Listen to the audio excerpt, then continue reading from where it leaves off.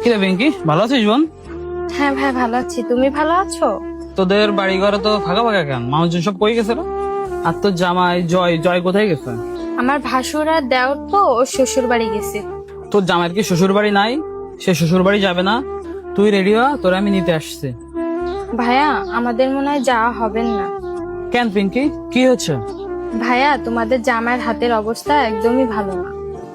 তোমরা তো জানো সে খালি হাতে কোথাও যায় না। আর আমাদের বাড়ি গেলে তো ওইখানে তো আমাদের ছোট ভাই বোন আছে, তাদের জন্য তো কিছু নিয়ে যেতে হবে। তার কাছে একটা টাকাও নাই। আমার মনে হয় না সে যেতে পারবে। ও আচ্ছা, এ ব্যাপার। তা তুই তো আগে বলবি আমারে। তুই কি আমারে পর ভাবিস নাকি? তুই তো আমার একই মায়ের পেজারই বোন। আচ্ছা শোন, আমি তো তোর জামাইরে চিনি। আমি টাকা পয়সা দিলে সে টাকা পয়সা নেবে না। তুই এই টাকাগুলো রাখ, তো জামাইরে দিস কেন আর বলিস কেন তুই এই টাকাগুলো গুছাইছিলি। আচ্ছা তাহলে তুই থাক, আমি চলে যাচ্ছি। ভাই, আসলা তা একটু বসলা না? না রে বোন, আমার সময় নাই। এদিকে আবার শান্তর বউ আসতেছে, আমারও বাধা সদাই করতে হবে। তোর জামাই আসলে তুই তাড়াতাড়ি চলে আসিস, আর আমি চলে যাচ্ছি।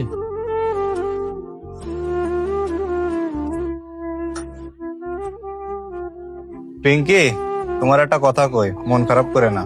আমার হাতের অবস্থা বেশি একটা ভালো না, তুমি তো জানোই। আর এর কাছে টাকা পাই, কেউ টাকা পয়সাও দিচ্ছে না। এবার মনে হয় তোমাদের বাড়ি আমি যেতে পারবো না। যদি তুমি চাও তাহলে তোমার আমি দিয়ে আসতে পারি। এটা আপনি কি বলতেছেন? আপনার আমি একা রেখে আমার বাপের বাড়ি যাব? আচ্ছা শুনেন, আপনি আমার মাঝে মধ্যে টাকা দিতেন না, আমি কিছু টাকা গুছাইছি। ওই টাকাটা নিয়ে চলেন কিছু কিনে নিয়ে যাই। হে, এটা তুমি কি করেছো? তোমার আমি মাঝে মধ্যে 10-20 টাকা খাতে দিতাম, সেই টাকাটাও তুমি জমাইছো না। তোমার এই অভ্যাসটা আর গেল না না? আচ্ছা ঠিক আছে, তাহলে যাও ওই টাকাটা নিয়ে আসো। তোমার ছোট বোনের জন্য কিছু কিনে নি, আর তোমার জন্য কিছু কিনবানে, কিনে নিয়ে চলো যাই। আচ্ছা ঠিক আছে, আমি তাহলে রেডি হই। আচ্ছা ঠিক আছে, যাও।